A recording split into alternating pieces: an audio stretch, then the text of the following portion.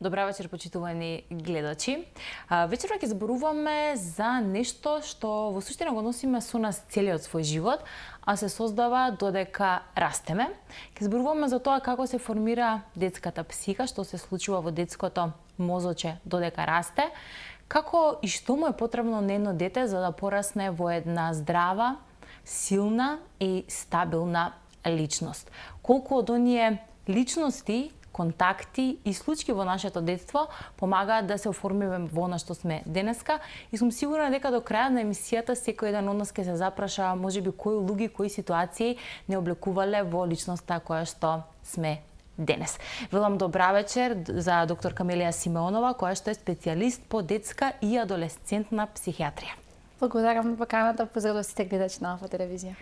Денешниот разговор сакав да го започнеме буквално да ги поминеме важните фази во нашиот живот, што се случува со нас, со нашиот ум и со нашата психа додека растеме, за да стигнеме таму каде што сме денеска.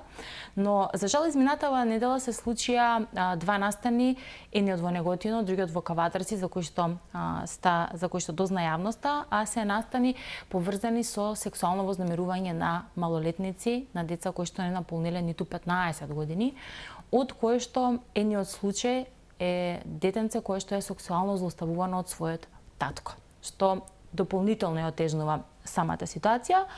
Ако ме прашате мене лично, сметам дека таквите личности заслужуваат најстрога казна во според законот, но тоа е друга и моје лично мислење и друга тема за која што би ја зборувале можеби во некои други услови, но денеска сакам да ве прашам првенствено што се случува со децата кои што за жал поминува низ ваков момент, односно што се случува со децата кои што се или биле жртви на семејно насилство.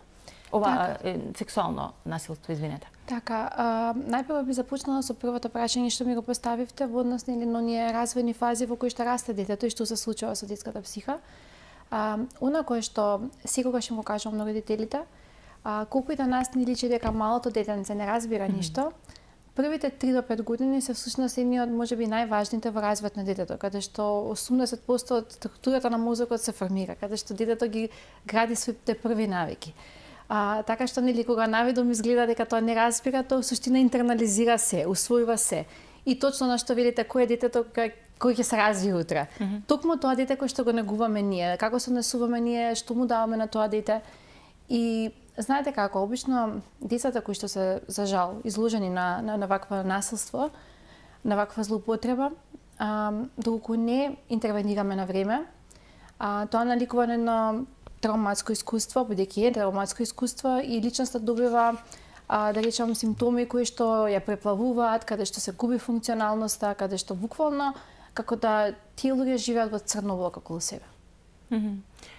Буквално црниот облак вака го замислив, е тешко да го има возрастен човек, а уште потешко за дете и да се сносува со тие работи. Има ли начин како да познаеме дете кое што е жртва на сексуално насилство?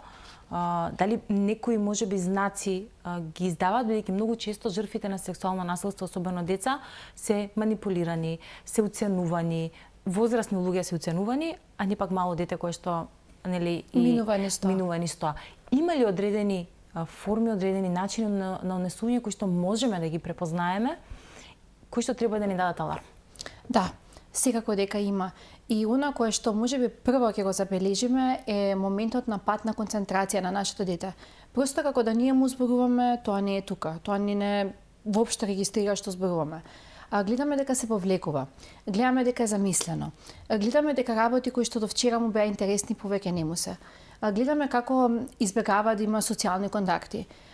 Доколку е, например, девојче може да ви каже јас многу повеќе сакам да сум машко, бидејќи го чувствува нели тој пол како доминантен кој што можеби нели кај него е силата. Имаат исклучително чувство на вина. И у принцип кога се работи со жртва на насилство, секогаш ние тргнуваме прво да го ослободиме детето од чувството на вина. Бидејќи знаете како, прво тој кој што го злоставува го убедува дека нели тоа дете е согласно, дека тоа дете ако каже дека тоа ќе страда. И всушност оно долго време крие таа, да речам, тоа травматско искуство и оно што кажавте вие, доколку насилството за жал се повторува или веќе личност има некакво травматско искуство претходно, жртвата е под сериозен ризик. Кога станува збор со работата, ја спомнавте колку е важно, односно да се работи со тие деца навремено, нели, да се препозна и да работи стручно лице со тие деца. Може ли тие деца подоцна да имаат последици од таквото искуство и дали може некако да помогнеме да зацели да се излечи таа рана, за подоцна да не му влие врз квалитетот на животот, нели, и кога ќе стане можеби повозрасно лице? Така. Во принцип, знаете како, многу е голема снагата што можеме да ја дадеме ние како возрастни на деца кои што се жртви. Моментот кога ние ќе им пружиме рака, кога ќе им објасниме дека немаат вина, дека тие се само жртви во тој процес и дека со ништо, апсолутно со ништо не придонеле да бидат жртви во таа ситуација. И знаете како, тоа е травматско искуство, доаѓа со слика, со мирис, со вкус, буквално се алтерирани сите сетила. И тоа е навистина болно. И во таквите моменти обично културолошки ние велиме, нели, ај сега не мисли на тоа, нека помине тоа, нека биде минато тоа. Меѓутоа, кажувајќи не, ние ги блокираме тие слики уште посилно се јавуваат кај детето. И она кој што секогаш стручно им го кажувам на родителите, е во таквата ситуација кога детето почнува да зборува и кога се појавуваат тие слики, треба да пуштиме да минат. Да пуштиме да минат, да не ги блокираме, да не викаме стоп, не мисли на ова, него едноставно да пуштиме таа мисла, тоа травматско, тој флешбек едноставно да мине. Да го раскаже, да каже како се чувствува, така е. Или знаете ако ви се пожали и ви каже повторно ми се случува ова, повторно ми се појавуваат слики. Обично родителот вели, нели, ама не мисли на тие слики, нели, немој на тоа, тоа е минато, тоа помина. Уважите, што треба да прашаат? Што треба да уважите. Кај му кажете, пуштате ги да поминат тие слики. Тие слики се само минато, тоа веќе ништо не постои. Ти си сигурна или сигурен. Ние сме околу тебе. Ти си згрижена, ова нема да се повтори. Бидејќи знаете како, жртвите секогаш имаат чувство дека кога еднаш ќе им се случило, многу е веројатно дека ќе се повторува. Да, сигурно биле претходно додека собрале храброст да кажат, сигурно не се случило, дај Боже да не се случило повеќе пати, меѓутоа многу често повеќе се повторува тоа, барем во последниве случаеви. Како треба да се однесуваме кога ќе се отвори детето? Сигурно не е лесно на никој родител да го слушне тоа. Како треба да се однесува? Кои прашања можеби да ги постави за да буквално даде поддршка, меѓутоа да може и да ја слушне и целата приказна, односно случка што се случила. Така. Во принцип, нели, нема едно универзално правило, нели, како се разговара, меѓутоа некогаш за жал се случува да, нели, предизвикувачите на тоа насилство се семејни членови. И знаете како обично, нели, поготово кога станува збор за родител на двете деца, а едното дете посегнало по другото, или ако станува збор за, нели, вујко, чичко кој што посегнал по детето. Најпрво грешат родителите со тоа што велат, тоа нема шанси. Тој ти е брат, тој ти е чичко, тој ти е вујко, нема шанси. И знаете како, у старт тоа толку време е собирало храброст да каже и вие ја негирате болката, кажувате дека тоа не постои бидејќи тоа е, нели, член од семејството. И како, нели, бидејќи е член на семејството, значи 100% дека нема шанси да му предизвика штета на вашето дете, и тука детето се затвара. И тоа е, да речем, еден од можеби најгрешните начини на кои што ние можеме да го дочекаме детето. Меѓутоа, секако дека, нели, зависи од, како да кажам, од тоа што ќе го вербализира детето, тоа што ќе ви го каже, многу зависи од тоа каков пристап треба да имате. Меѓутоа, во ниедна ситуација не смеете да бидете осудувачки или да бидете со прашалници околу вас дали е тоа вистина, бидејќи штом детето ви соопштува таква работа, сигурно тоа е вистина. Не ја измислува, да. На почетокот напоменавме колку се важни првите години.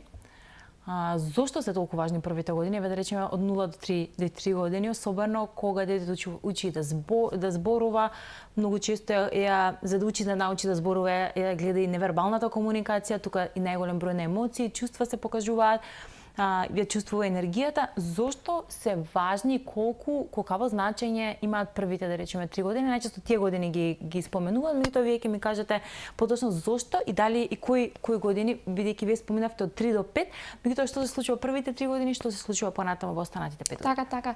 Мислев на почетокот до 3, односно 5 години. Баш така ги поделев на периоди, точно. Поради тоа што ова се години кога ние го учиме детето да толерира фрустрации. Односно контрола на емоции. Што тоа значи? Ако вашето дете ви побара одредена играчка и вие секој пат му ја давате, и на пример тоа дете не оди во градинка, го чува баба, го чува некој близок член, повторно му дава играчка. И што се случува? Тоа истото дете, кој што сега на пример има 6 години, тоа не знае да дели. И првиот момент кога на училиште го застануваат него, му даваат збор на другото дете, се јавува криза.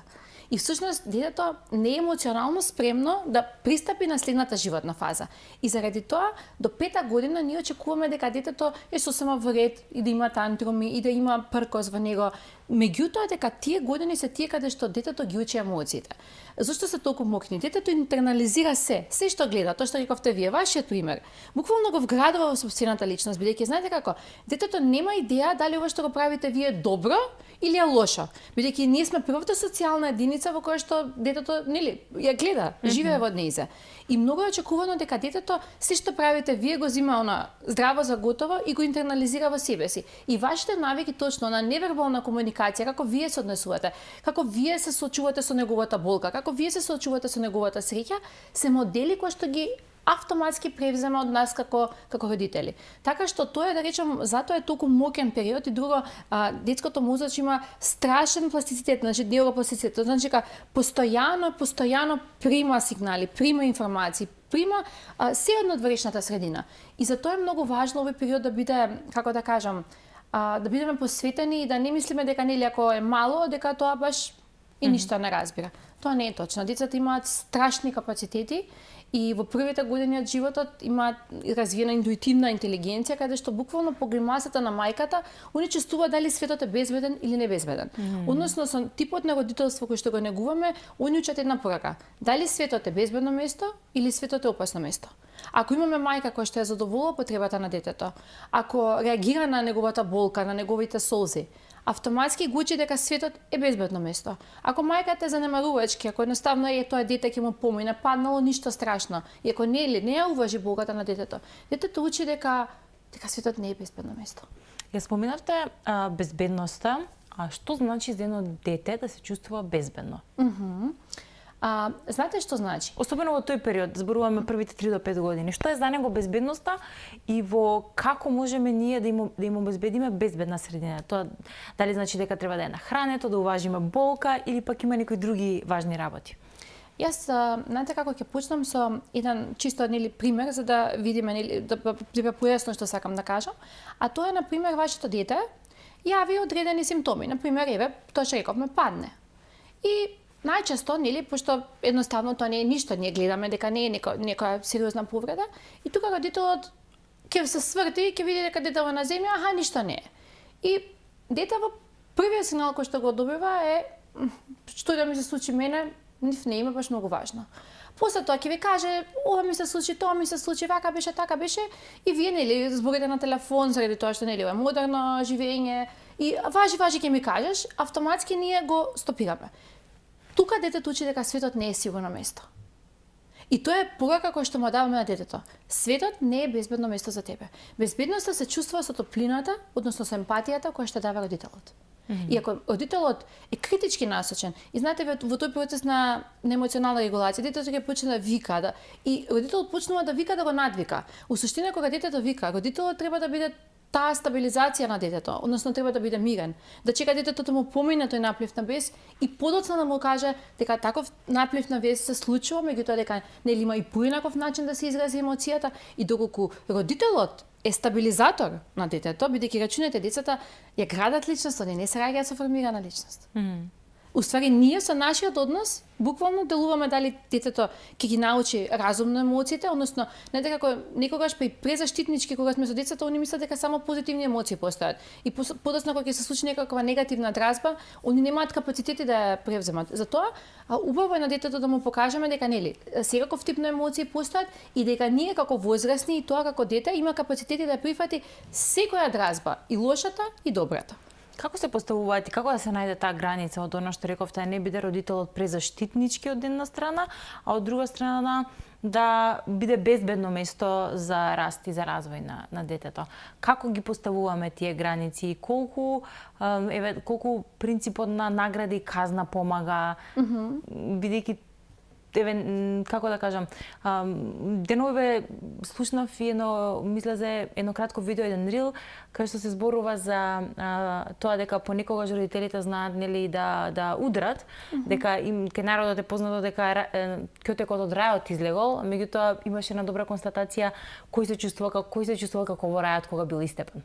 Што е многу добра мисла, кој се чувствувал како во рајот кога бил истепан, така што како да се постави таа граница, да бидеме од една страна безбедно место, а од друга страна да им дадеме можност да го видат светот дека не е се мет и млеко. Така. Најдобро се поставува таа средина со поставување на граници и правила во семејството и доследност во нив. И кога мислам на граници и правила, мислам на нешто кое што родителите го, како да кажам, го делегираат кон своите деца. Бидејќи многу често се случува, еве на пример ќе го праша детето, а ти што кај сакаш да одиме на ручек? Аха, таму сакаш да одиме, ама добро, на родителите не им се ајде добро ќе одиме таму што ти така викаш. А сега на пример да одиме во Сити Мол или во Изгрет. Па мене ми се оди во Сити Мол. Добро во Сити Мол. И ние на детето притоа има 4 години, и ние на детето му даваме една сериозна задача, а тоа е дека тоа одлучува што ќе се случува во ова семејство. Му даваме преголема одговорност, а од друга страна тоа дете нема капацитети да носи таа одговорност која што му даваме. И доколку на пример, ова би звучало поинаку, на дете кој што има 4 години, ние му кажеме каде да одиме и дека, например, во ден петок ние многу често практикуваме да се шетаме во парк. И детето знае дека кога ќе дојде ден петок, ние одиме во парк, дека паркот е местото кое што најчесто е избрано во да речем пред викендот, и таму дека ќе мине време, дали со пријателите, дали со неважно, дали само со родителите, дали ќе седнат некаде на ручек, дали само ќе прошетаат, меѓутоа ќе биде предвидлив тој петок. Односно, детето ќе има една предвидливост на денот. Границите и правилата, ако ние му велиме на нашето дете, немој да седиш на телефон, а ние цел ден го користиме телефонот, автоматски тоа е некоја, како да кажам, порака без некоја содржина, бидејќи ние сме примерот, ние сме рол моделот, ние цел ден сме на телефон, а му замеруваме на детето. И затоа велиме стално, правилата и границите ги почитува целиот семеен систем, не само детето. Ако телефонот е нешто кое што треба да се користи малку, и родителот го користи малку, и детето го користи малку. Ако на пример во нашиот дом се пуши цигари, а вашето дете запали цигара, јас не знам што ве изненадува во тој процес. Вие сте дозволеле, со самото палење на цигара вие сте дозволеле. Меѓутоа тука родителите ќе се речат, ама ние сме возрасни, ама ние сосема друго одлучуваме за нас. Да, меѓутоа вие со цигарата сте пример. Значи, во суштина, на крај заклучуваме дека многу повеќе учат она како ние се однесуваме, отколку она што ние им го кажуваме како животна лекција. Значи, нашето однесување во суштина е нашиот најголем учител за нашите деца. Има една, многу често знаеме да слушаме, особено сега, што ни се случило во детството, односно тие трауми од детство, како се рефлектираат, кога се случуваат, да речеме, тие трауми од детство и што за едно дете може да биде траума. Дали може да биде траума кога двете деца се караат, па мајката или таткото го искараат едното на сметка на другото. Што се трауми од детство и дали на вистина тие некои случувања, некои моменти од нашиот живот, особено во оваа рана фаза, можат буквално да имаат последици подосна кога стануваме возрастни лица. Така, јас се согласувам со вас дека многу често се случува зборот траума да биде злоупотребен. У смисла дека нели како изборот депресија. Јас сум во депресија, нели еден ден не ми се оди некаде, јас сум во депресија, или тоа што велите вие, две деца се подкаруваат, они се травматизирани. А травмата во права смисла на зборот значи кога личноста, односно она кое што е нанесено на личноста е подлабоко од капацитетите кои што ги има самата личност. Всушност, личноста нема снаги да се справи со настанот и настанот буквално како да ја руши личноста. И травматското искуство во права смисла на зборот значи она баш рушење на личноста на човекот. Во детската возраст, бидејќи нели се уште не можеме да збориме за формирана личност, зборуваме за нели дете, каде што настанот кој што се случува ги победува неговите секако оскудни капацитети, бидејќи нели тоа е во процес на учење на компензаторни механизми. Така што во права смисла на зборот, она што го кажавте примерот со двете дечиња, сигурно дека не би бил травматски настан. Тоа би бил настан, или кој што е не многу драг за децата, меѓутоа не можеме да кажеме дека е травматски настан. Травматски настани се, како да кажам, војни, се тешки форми на разводи каде што нели децата се злоупотребени во тој процес. Она што кажавте вие преска со силувањето, со злоупотребата, тоа се травматски настани каде што нели личноста е буквално затекната и нема снаги да одговори.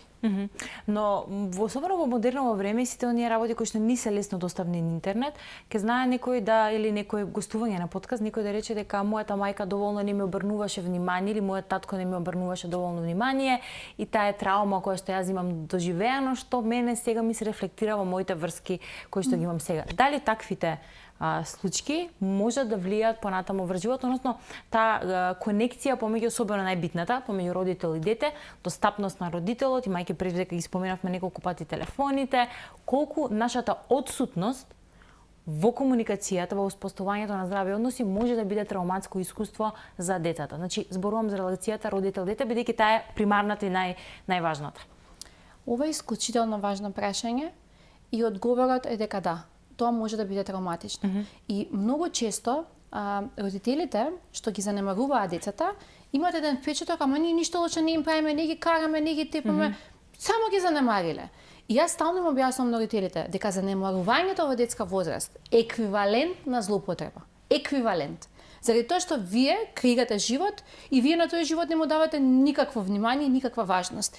И тоа што го кажува нели личноста, мене ме занемарува како дете. И тоа е вистина, бидејќи тоа е травматско за него, тоа е нешто кое што репетитивно се случувало, постојано, значи едноставно тоа дете не било видено. И вие ќе ги видите тие личности колку имаат потреба да бидат општествено видени, колку имаат потреба да се докажат, да покажат дека имаат вредност, бидејќи во семејниот систем они никогаш не биле важни. И така се рефлектира тоа во суштина подоцна.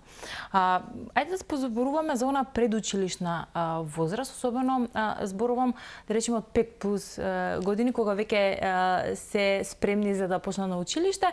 Колку во суштина имаше голем број на дебати за тоа дали на 6 години се доволно спремни за да бидат првачиња, дека уште играта им е во главата, и тоа е навистина така. Колку е важна играта во тој период од животот, особено кога им се, да речем, имаат други задолженија како училишни обврски и слично. Колку е важна играта во целиот детски развој, особено во таа предучилишна возраст?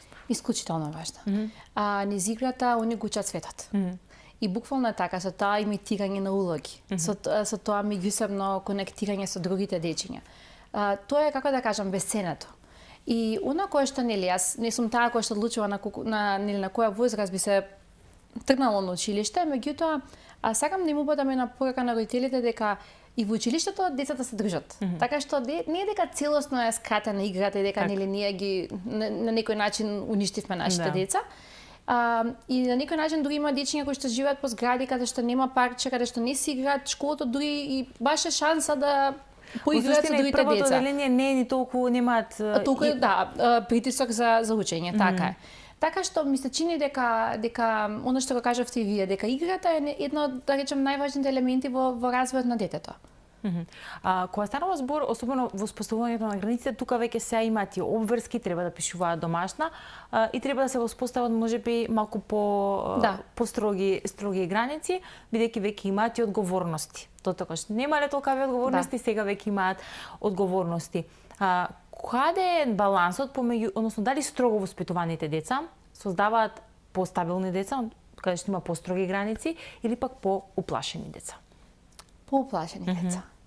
Заради тоа што знаете како строгоста никогаш не е врзана со нешто што е функционално, со нешто што е исправно, со нешто кое што врши работа.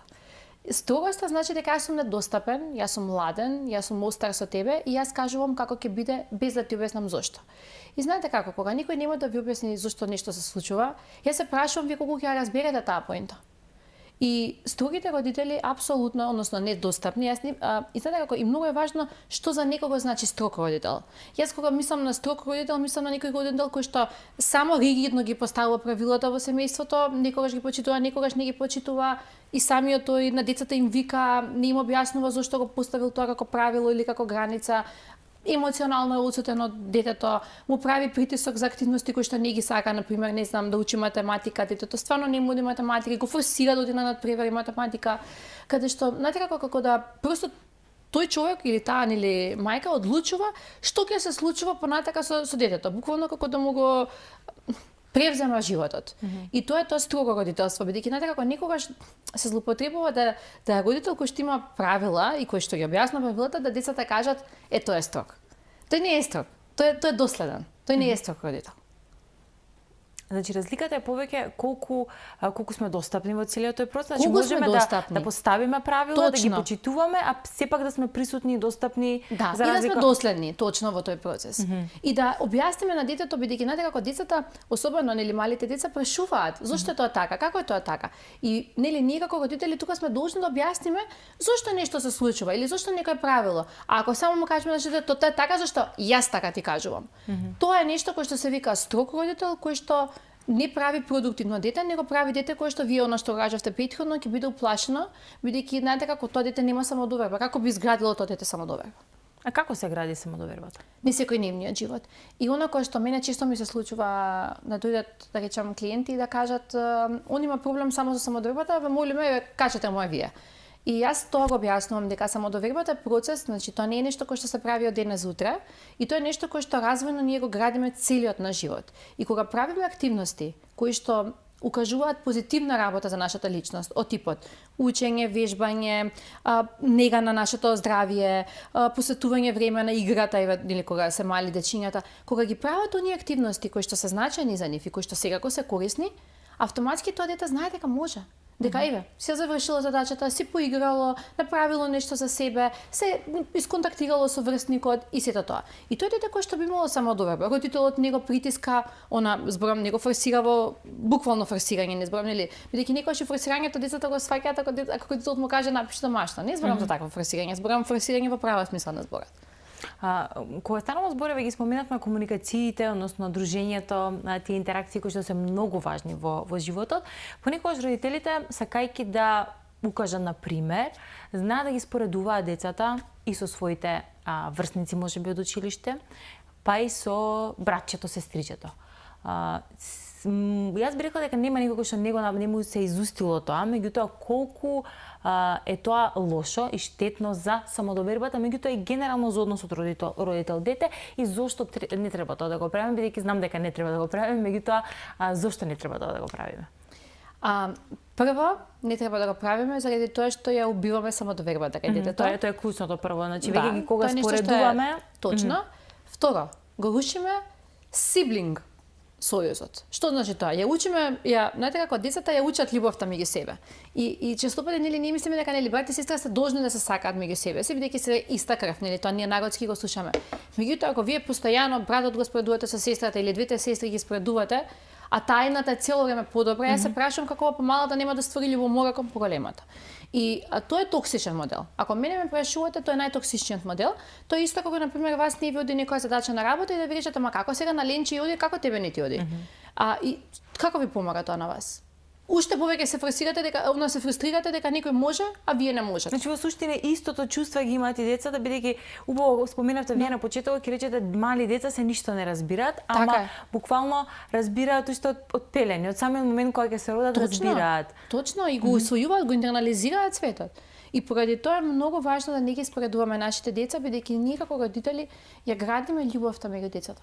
Ако ние постојано ги споредуваме или кажуваме сестра ти е добра, ти не си добар, брат ти е добар, ти не си добар, автоматски не мора тоа така да го кажеме, може да кажеме види што направи брат ти или сестра ти или види како тоа добро го направи. И они се воодушевуваат или се случува во едно дете, стварно, во едно семејство, детето ќе биде стварно исклучително талентирано. И сега они очекуваат дека нели и тоа следно дете ќе има исти капацитети.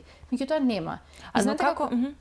И во тој процес, споредувајќи го, ова дете се фрустрира. А како да дадеме, да го пофалиме едното дете, ако навистина, да речеме, реди успеси, вреди да се пофали, бидејќи на крајот на денот и навистина треба да се пофали, за другото да не се чувствува запоставено, да речеме, дали треба автоматски него другото да се пофали, или пак треба да се научат дека за некои работи ќе бидат пофалени, друг пат ќе бидат можеби другото дете пофалено. Како да направиме тој баланс? Па јас ми се чини дека оно што го кажавте вие, во истиот момент да се пофали другото дете би било изванредно. Од проста причина, например, еве вака. На едното дете му оди математика, на другото дете му оди хемија. Браво! Ана ќе биде математичар, Вера ќе биде хемичар. Точно. И знаете како? Тука автоматски Значи, само мало признание да му се даде ако и ние ги уважуваме двете деца. Иако може би овој што моди математика моди 5 пати подобро, например математиката од на другиот што моди хемијата, меѓутоа даваме на порака која што нема ама, пошто нели ние најчесто како родители знаеме кажеме супер доби 5 хемија, ама што направи со физика? И тоа веќе ниту 5 се уважува, ниту ова, значи правиме една конфузија на детето. И често пати тоа велам на родителите, ако наградувате дете, а особено двете се тука и ве слушаат, секогаш наградата нека биде за двајцата. Најдете начин бидејќи и другото дете сигурно има некој квалитет кој што можеби е помалку изразен од ова друго дете, меѓутоа има квалитет. Сакам да се префрлим и во следната фаза која што за многумина е најпроблематична, особено период кога веќе влегуваат во пубертета, сега се и порано влегуваат во пубертет, па таа фазата на преадолесценција и адолесценција, но ќе направиме тука една кратка пауза, ќе здимнеме малку и потоа се враќаме да ги опфатиме и овие две фази од развојот на детето. Почитувани, правиме кратка пауза за реклами и се враќаме назад во студиото.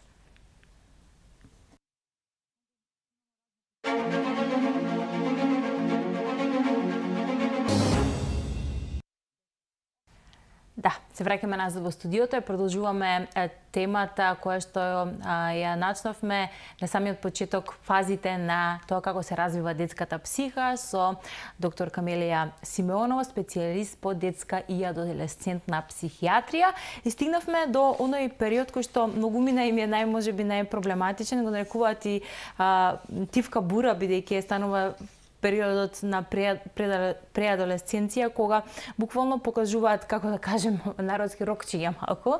Така. И една специфична фаза, меѓутоа она што е карактеристично е што многу се некако по надоле од границата порано влегуваат во таа фаза, но зошто ја нарекуваат тивка бура? Што се случува во тој период?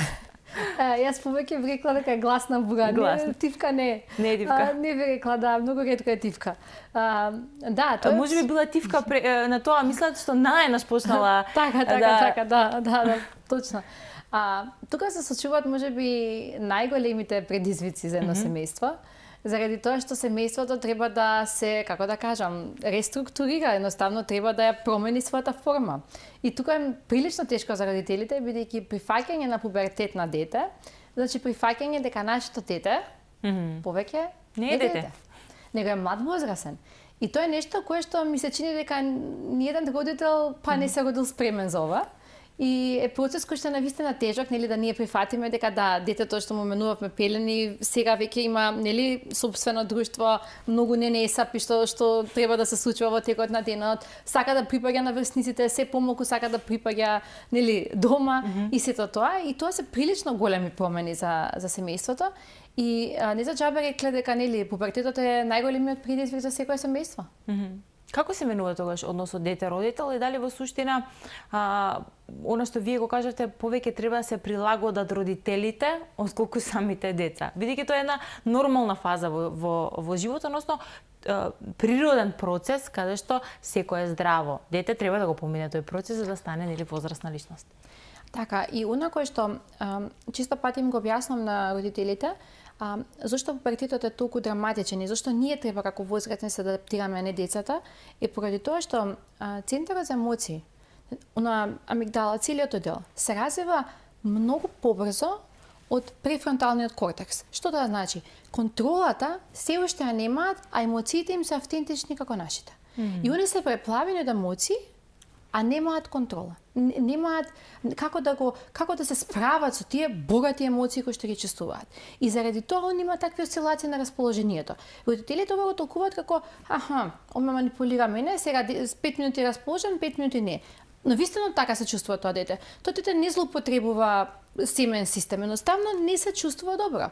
Во овие 5 минути, во следните се чувствува, бидејќи знаете како, нив им буквално имаат она, како да кажам, промена во милисекунди.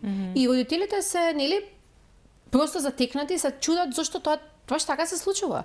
Понатака, децата почнуваат да јавуваат еден, како да кажам, став дека тоа што тие го бараат е тоа што нив им треба, а не тоа што вие им го кажувате. И всушност пубертетот е баш оној период каде што децата одлучуваат во што ќе ве реплицираат вас како модел на родителство, а што ќе отфрлат и ќе го тргнат од себе си. Што тоа значи? Тоа значи дали оние начини на однесување кои што ние сме ги граделе во семејството, како одлучуваат дали тој им се допаѓа Тоа што им или се не? допаѓа, тоа што им врши работа, што повеќе одговара на нивната личност. Они го превземаат како свое. А тоа кое што не им се допаѓа како постапувате вие, апсолутно го отфрлаат. И родителот тука се наоѓа повреден, бидејќи нели, како ти до вчера ме слушаш и за ова, а сега ме слушаш само за ова. Бидејќи нели се сменети позициите. И тука родителот пробува да го врати детето во една првобитна позиција каде што нели родителот делегирал моќ, односно родителот одлучувал што ќе се случува. Меѓутоа, пубертетот не е место за тоа. Пубертетот е место да ние прифатиме дека да, нашето дете е наше дете, меѓутоа е различно од нас. И дека нашето дете станува млад возрасен. И усуштина најголемата мудрост во пубертетот е да умееме како да го пуштиме нашето дете, а да сме тука пред него. Многумина ќе речат, ама сега знаете како ги учевме децата, па прават вакви работи или такви работи, или кога што кажавте, вие не ме слушаат за ова и ме слушаат за ова. Дали е доцна пубертетот да се постават некои граници, ако претходно не сме научиле или не сме ги поставиле како родители, не сме поставиле пример, еве го споменавте примерот и со пушењето, со цигарите, ако сме дале пример дома таков, кој ќе не дојде дома во тој период, иако е многу рано, тој особено при адолесценција, меѓутоа, ако нешто до тогаш не сме покажале како начин и форма на однесување подреден, како може да очекуваме тоа од нив сега? Дали е предоцна да воспоставуваме граници или уште тука може да се воспостави, да речеме, некоја промена? Знаете како, може да се воспостави промена, и теоретски може и нели, апсолутно. Меѓутоа, од практична гледна точка ми се чини дека кога ги воспоставуваме правилата, кога е криза, јас се прашувам тие правила колку ќе бидат стабилни, колку ќе бидат почитувани од двете страни, и знаете, тоа е како да градите во земјотрес. Се случува земјотрес и вие решавате, аха, сега ќе градам куќа. И вие градите куќа. И да, може ќе имате среќа баш во тоа место каде што градите куќа да не се повтори земјотресот, ама голема е шансата дека ќе има земјотрес повторно.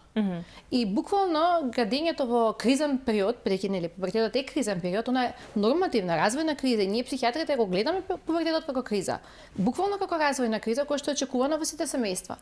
И во кризен период јас никогаш не советувам да се гради. Кризен период треба да имаме доволно капацитети да се соочиме со кризата. А дека е идеално место за правење на правила и, како да кажам, шема на функционирање на семејниот систем ми се чини дека е доцна. Веќе е доцна. Од 12 до 18 години тогаш е веќе буквално период на адолесценција. Што е клучно за овој период? Имаше една од источна цивилизација на мисла, вели, од 0 до 3 или 5 години беше детето е крал во домот, треба да го третираме како крал. Од 3 до 5 години треба ние да се види кој е главен тука, да се воспостави таа рамнотежа. Подоцна треба да бидеме тука и да го дадеме примерот, а подоцна буквално ние треба да бидеме само емоционални тука, да бидеме буквално таа емоцијата која што буквално треба да му биде лесно да дојде да ни се отвори, бидејќи ако претходно не сме го, бидејќи од 0 до 3 години ништо не, како да кажам, не може ни само да речеме повеќе зависно и затоа можеби вела да го третираме како крал, потоа ние да покажеме, односно да го третираме како крал, потоа да го третираме како слуга од 3 до 5, тука се учат тие вештините. Меѓутоа колку е овој период важен да сме тука, значи вистински да сме тука, да се отвориме, да бидеме поддршка, бидејќи е навистина период на адолесценција кога како да речеме веќе во светот на малтане на возрастните веќе ќе зачекори. Колку е важно тука да сме присутни емоционално, можеби вие ќе кажете дали и повеќе од било кога. Знаете како ова што го наметнавте како тема на вистина импресивно заради тоа што пубертетот, присутноста, емоционалната присутност на родителите е исклучително важна. И она што прашавте вие, колку е тоа значено? Тоа е исто како нели повторно ќе се наметнам на тоа дека пубертетот е криза.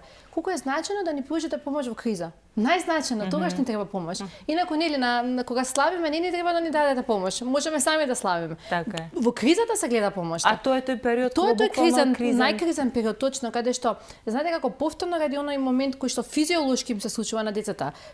Препаднати од емоции, а немање контрола. Ние кога сме достапни, кога сме тука, Кога они знаат дека ние сме тука, меѓутоа не да сме тука и да го притискаме детето, сега што ќе правиш, а после 5 минути што ќе правиш, аха, кај ќе одиш сега, а кај ќе одиш тука, а кај ќе одиш тука. Не да бидеме ние хеликоптер над нив, меѓутоа да знаат дека ние сме тука. И кога детето ќе ви се случи дека сме точно, тука. И кога детето ќе ви се довери, кога ќе ви каже дека, например, еве, му се случило нешто што баш вас и не ви се допаѓа толку многу, и обично нели го телето тука како можеш тоа да го направиш, како може така да ме бругаш. И детето автоматски учи дека ако споделам информација, јас сум осудуван. И тоа дете јас се прашувам дали ќе се врати да ви каже што му се случува. А ако информацијата која ќе ви ја сподели и да не ви се допаѓа, умеете во тој процес да издржите и да не го критикувате вашето дете, него едноставно на еден убав начин да му објасните дека нели оваа ситуација може да биде и поинаква, вашето дете секој пат ќе ви се довери. Каде е границата, бидејќи не треба од една страна не треба да имаме па препријателски, треба да се знае кој родител, кој е дете. Ако имаме можеби некој таков однос, тогаш веќе не е тоа родител дете однос, тоа е веќе однос помеѓу пријатели, меѓутоа од друга страна сакаме да ни се доверат, односно да разговараме со нив отворено за сите прашања. Како да воспоставиме однос каде што не е пријателски, а од друга страна е доволно безбеден, за да може да ни се отвора за било што. Значи да не сме престроги, каде што ќе му е страв да ни се отвори, а од друга страна да не бидеме другарчиња со кои што ќе си се смееме и ќе се шегуваме за одредени работи. Како се постигнува тоа? Има ли одредена, што вели науката, што вели вашата пракса? Кој е најдобриот начин? Така, и ова е интересна ситуација, бидејќи родителите многу често знаат да дојдат кај мене да кажат ние до вчера бивме другари и еве сега он вака разговара со мене. И ќе ви каже некој погреден збор. Или ќе ви каже некој однесување кое што нели баш личи како на двајца врсници кога се препираат еден со друг. И често пати тоа сакам да им го упатам како порака на родителите. Доколку вие сте поставени како пријатели, а пријател што значи? Личност која што има години колку нас или нешто помалку или нешто повеќе, ние сме достапни, таа личност е достапна, можеме да си кажеме што сакаме, можеме да се глупираме заедно и да се насмееме и да тоа заврши. И кога ние се поставуваме така, нашето дете автоматски се дозволува да ви каже што мисли, бидејќи ве чувствува како пријател. И тука нема потреба да се изненадите зашто вашето дете ви кажува така како што би искоментирало на некој врсник, бидејќи така и ве чувствува. И тоа е она што го прашавте вие, колку треба да сме другари, а колку треба да сме авторитет. Ние низ целиот наш процес, низ целото наше родителство, ние знаете како нема упатство за родителство и тоа е зашто може родителството е најпредизвикувачка улога нели во животот на човекот. Но меѓутоа сите грешиме и во процесот на грешење уметноста да се коригираме, да сватиме дека тоа однесување, ова е премногу строго за нашето дете, ова е премногу флексибилно, значи тоа е средината. И знаете како, се чувствува средината. Средината се чувствува бидејќи знаете дека во тоа семејство нема криза. Ако сте премногу под наводници пријатели, вие одма ќе почувствувате кризата, заради тоа што ви се губи авторитетот. Така што тоа е, како да кажам, нешто што се балансира и нешто што нели нема баш нешто што постојано се. Така е. И човечки е да се смени во некој момент, знаете како коронавага. Човечки е нели да отиде нешто подоле, па да се качи човечки е. Меѓутоа, во тој процес ние да бидеме свесни, будни и да видиме дека кога моќта опаѓа, нешто треба да направиме. И тука е тоа балансирање кое што повторно ќе кажам, знам дека е макотрпен процес и не е нешто што се случува многу едноставно. Која работа, односно што секое дете најмногу има потреба да слушне од еден возрастен човек, особено од родителите? Јас сум тука за тебе. Тоа толку едноставно е. Многу едноставно. Јас сум тука за тебе и тоа да биде автентично. Да не биде само како кажано, туку буквално да го пошто ако ти кажам јас сум тука за тебе вака, нели тоа нема ни го чувствуваш. Не ти се чувствува. А ако автентично кажам, јас сум тука за тебе. За крај, која е можеби најважната порака која што би сакала да ја упатите вечерва, која станува збор за детскиот развој, односно детската психа? Што е можеби најважно што сакате гледачите да го понесат со ни вечерва, имајќи предвид дека имаме родители, баби, дедовци кои што не слушаат, за буквално да биде како една убаво резиме на сето ова што го зборувавме. Сигурно сум дека ќе најдете нешто соодветно, имајќи предвид дека станува збор за многу голема тема, многу може да се зборува, меѓутоа времето не е ограничено. Јас би зборувала една емисија за секоја фаза, меѓутоа ова е прво ваше гостување, понатаму ќе ја направиме уште многу повеќе емисии, но што сакат да си понесат денеска од ова гостување нашите гледачи? Морам да бидам искрена дека прво што ми дојде на ум е една фантастична мисла, а тоа е дека со раѓањето на вашето дете се раѓаат најмалку наредни 3 генерации, односно вашата ќерка ќе биде утре мајка, ќе биде баба. И кога размислувате на младите како на иднина, секогаш треба да сме несебични и да бидеме присутни тука за нив, бидејќи детето кога ве повикува, кога бара да разговара со вас, ако го одбиете еднаш, ако го одбиете 2 пати, тоа нема да се врати. Тоа дете ќе страда. Така што достапноста, присутноста на родителите во овој модерен и брз свет е најголемото богатство кое што може да му го дадат на своето дете. Ке беше во завршеток, меѓутоа го спомнавте да биде присутноста, што кога дете не се отвора, што кога не комуницира, како да ја воспоставиме таа? Има некои позатворени деца, но што кога не сака да каже, му е потешко да каже, како да допреме до него? Има, например, практики каде што му даваме на тоа дете да нацрта нешто, да напише нешто, бидејќи знаете како, ако детето да речам нели интроверт, тие деца имаат многу богат внатрешен свет. И оние доживувањата ги имаат многу силно внатре и не им треба да ги, како да кажам, да ги канализираат преку други лица. И просто нивниот свет е толку богат и они се сатурирани и нив не им треба надврешен стимул, нив не им треба споделување. И навистина тие деца помалку сакаат да споделуваат. Меѓутоа ни цртеж, ни игра, ни пример, ние гледаме што се случува, односно дали тоа дете страда, бидејќи некогаш молчаливоста не значи секогаш дека има некаков проблем или симптом. Едноставно детето помалку сака да зборува од друго дете. Фала ви многу за вечерашното гостување. Јас би сакала, ова мисла што ја кажавте дека кога се раѓа едно дете, растеме не само една туку најмалку 3 генерации. Така што би сакала со ова мисли да ја завршиме вечерашната емисија. Ви благодарам уште еднаш многу за гостувањето. Благодарам на поканата. Почитувани, ви благодарам што останавте со нас денеска. Како што кажав на почетокот, сигурно сум дека секој еден од нас ќе се запраша можеби што во нашето детство не оформило во личноста која што сме денеска, меѓутоа за крај секако да имаме на ум дека кога растеме деца, па и внуци, не растеме само едно дете, туку растеме најмалку 3 генерации кои што дополнително и понатаму ќе живеат. Така што имајте обава мисла со вас. Јас ви посакувам убав остаток од вечерта, убав викенд пред вас и секако останете на фреквенцијата на телевизија Алфа. Поздрав!